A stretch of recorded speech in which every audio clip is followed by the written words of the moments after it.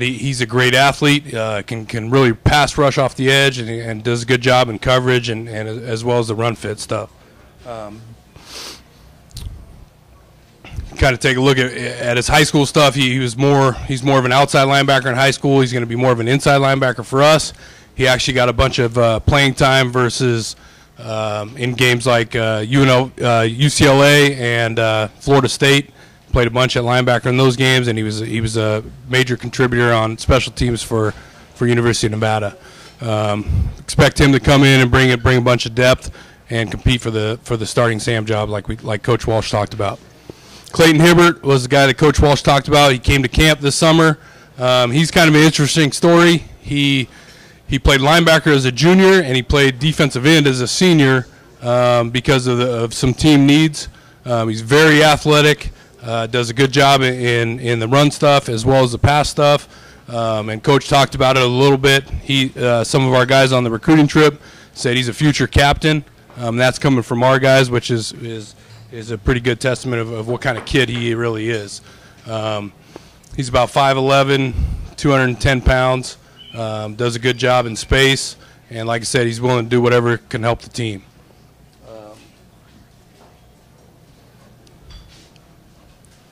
If you look at him there, he's very explosive, strong kid. Does at camp he did within the linebacker drills he did a great job as far as doing exactly what he was taught to do and showed the athleticism that he needed to show for that position.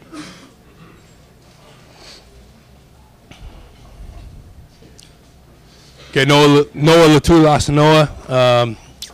He's obviously Leffie and Josh's brother. He was a NorCal Defensive Player of the Year for the Division II. And again, he's another one of those guys, the outside linebacker that shows a lot of stuff in high school as far as rushing off the edge. We kind of see him as a will linebacker, a guy that plays out in space for us. He's very athletic. He was another guy who came to camp, and we were very impressed with him at camp. He's obviously got the nose for the football, and he does a good job as far as pass rush and playing out in space. Kind of look at his film here. He does a lot of stuff that's rushing off the edge, which is pretty similar to kind of what we do, and we kind of see him as the Cameron Onco mold as far as playing out in space, being able to do a lot of different things for us.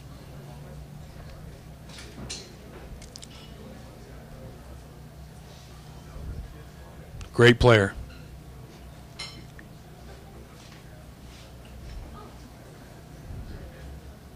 Okay, I'm going to turn it over to Coach Fendel here for the defensive backs. All right, we start with Solomon Dixon, transfer from University of Idaho. And as you're going to see here on film with Solomon, what we're getting is an incredible athlete with great speed.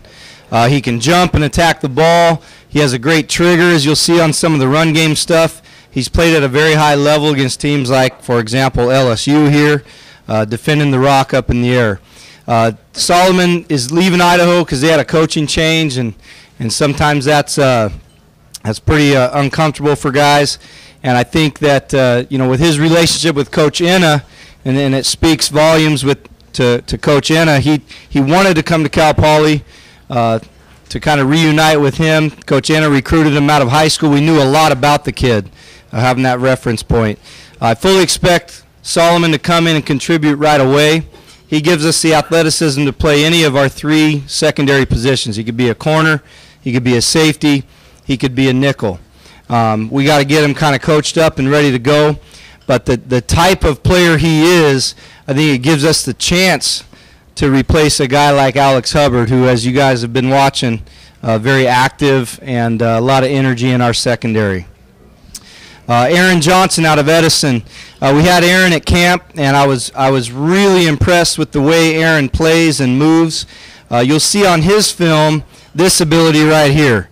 The guy flat brings it. He's not real thick yet. He's kind of skinny and tall, which probably gives us a chance to recruit a kid like him. He's going to be 185, 195 pounds in no time, but he is, as far as the high school films we saw, hits as well as anybody. He's got great range with his frame and speed to cover some ground. and he's kind of that ideal safety who can both track down ball carriers and play a lot of passing lanes and have a lot of range in the back row. I think under Coach Holder and our strength program, this is a guy that you'll see grow tremendously at the college level. He's a little bit under the radar, and again, I think it has a lot to do with his weight. But those are the type of kids with his athletic ability, all he's got to do is turn 19 or 20, and that weight will be added. To address speed, you know, along with Solomon,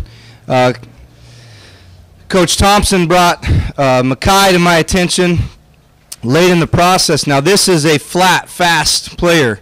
Track-wise, you're talking about a 10,700 meter runner as a junior, a kid who's going to probably get down even lower than that.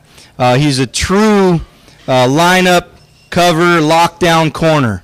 He was coached by Coach Sanders down there at Loyola, who's got NFL experience. And, you know, this kid has been an offensive player most of his life and moved to corner in the last year and a half. And, you know, with talking to Coach Sanders and this guy's ability, he's got a major upside. His technique and his ability on film, we thought, looked more complete than most of the guys we saw. And to hear that he's still a little bit young at that position, I really look forward to working with him and seeing what he's capable of as a corner. A very intellectual kid, high GPA, high test score. I think his best years are ahead of him, definitely in college. And I'll give it to Coach T with the O-line.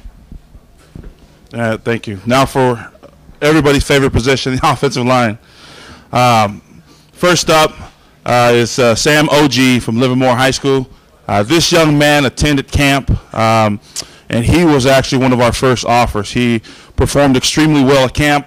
He, as you can see here, he's more of a guard, interior lineman for us. I think I can get him to play guard and maybe center, but he is a road grader. He's a physical kid that his first two steps are extremely quick, and what you need to be an extremely valuable offensive lineman, you need those first two quick steps. And the thing is, you watch here is he finishes. He has a mean streak that every good offensive lineman should have, and he finishes blocks. He's got good hip roll, and again, you see his pad level. He's always underneath. It's hard to tell what number he is, but again, here he's able to stick on the drive, and again, finishing his blocks.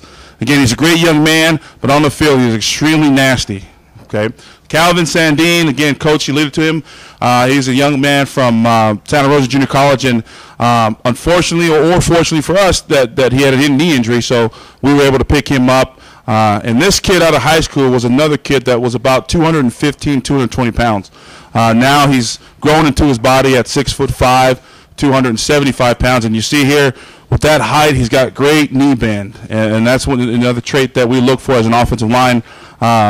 Offensive lineman is that knee bend, that hip explosion, and the fact that he has really, really long arms to separate from defenders is a huge plus for us. Again, we expect him to fully be healed by as early as May, and we expect him to compete for our starting tackle spot.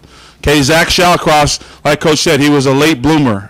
He actually weighed in a little bit short, or measured in a little bit shorter at camp. We actually measured him about 6'2", 225 pounds, and within his senior year, he grew to be a 6'4", 265 offensive lineman.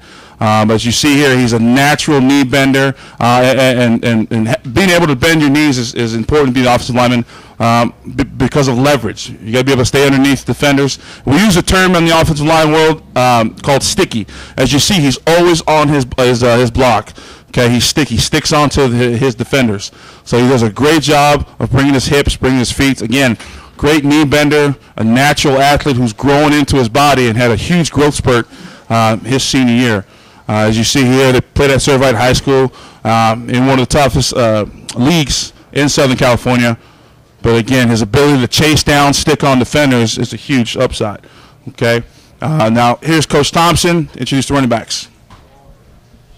All right, first up, we're going to talk about Lance Mudd, and like Coach Walsh alluded to a little bit earlier, we're looking for an upgrade at speed at our position. And Lance Mudd is definitely a guy that can upgrade the speed and the explosiveness of our offense. In our system, we get guys with the opportunity to have a lot of space around them and one-on-one opportunities. And if you have a guy that can stick his foot in the dirt like Lance does and take it to the house, is definitely an upgrade to what you're trying to do in your system.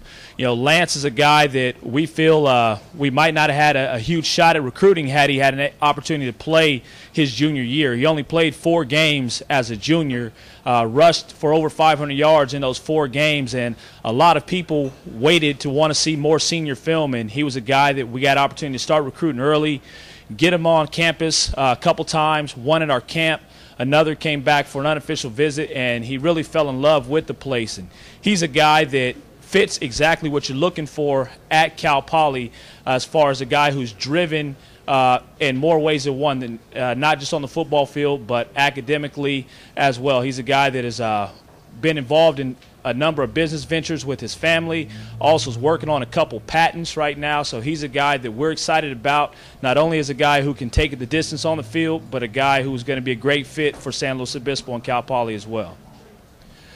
Alex Suchek from Mission Viejo, another guy, again, when you talk about speed, this guy as a sophomore was a finalist in the CIF Southern section, ran a 10.7 100 meters at that track meet, and was really just a guy that's phenomenal that when you see what he does. He has incredible balance, really good vision, and when you're playing in the Southern section against some of the talent that you're playing at against the Mission Viejo and doing some of the things he did, you know that he's a guy that is primed for college football. He'll give us an opportunity to come in and compete right now for a spot. But, again, when you see a guy that can take it 60, 70 yards any given time against talent that will be playing in college football, you got to be excited about it. He's a guy that's put together physically as well. I mean, he's 185 pounds, solid. He's a guy that will continue to, firm up, but he's not a guy that is not built to play college ball right now. He's a guy that you can expect to see on the field early, because what he does, and we're really excited about him and his opportunities. He's a guy that came into Mission Viejo his senior year and really just kind of took over as a captain, and a guy that everybody there relied on and called upon, and they were able to have some big wins early in this year, beat Don Bosco Prep, a team from back east, when they were ranked in the top 10 in the nation, and he kind of went off on those guys for a little bit over 100 yards. So with that, I'm turning over to Coach Wood to talk about our quarterback signee. Now, the quarterback, I think number one, Kai Ross was an absolutely great gift for us, beating Idaho and Montana. With him choosing Cal Poly, I think the first thing you're going to see is that he is a tremendous athlete and a flat football player. Not only played quarterback, obviously played corner, played safety, punt return. He did everything. And I think when you watch those things, as demanding as the position of quarterback is within what we do, you need to be a football player first, a tremendous athlete, and have a toughness about him. He definitely is that type of guy. At one point we were meeting down the stretch, and we had him on our recruiting board at 5 different positions within our program. I think that's a tremendous compliment to the type of athlete he is. As far as the type of quarterback that he is and the evaluation we put into saying that's the spot where we think his best fit's going to be. You look at a guy that threw for over 2,000 yards, high completion percentage. He's got an efficient stroke. He ran the ball for almost 1,000 yards as well. Extremely dynamic with his legs. He can make people miss. He can finish. And I think the other thing, too, is that he's got some size and some length to him.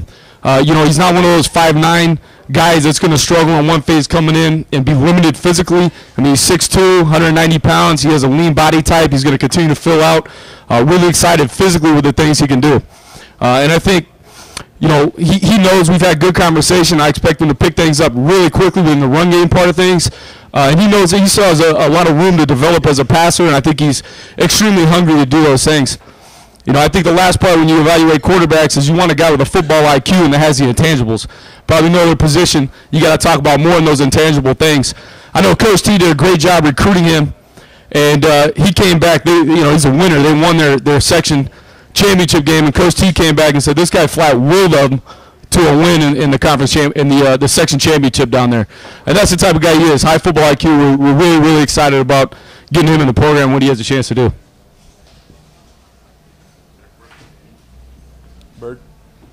Gary Burdick. Okay, we'll open it up to question. Tim Walsh back to the front podium. And we'll ask the media to please identify yourself, ask like 2 or 3 questions in the first round, and then if you have more questions after, we will accommodate those. Thank you.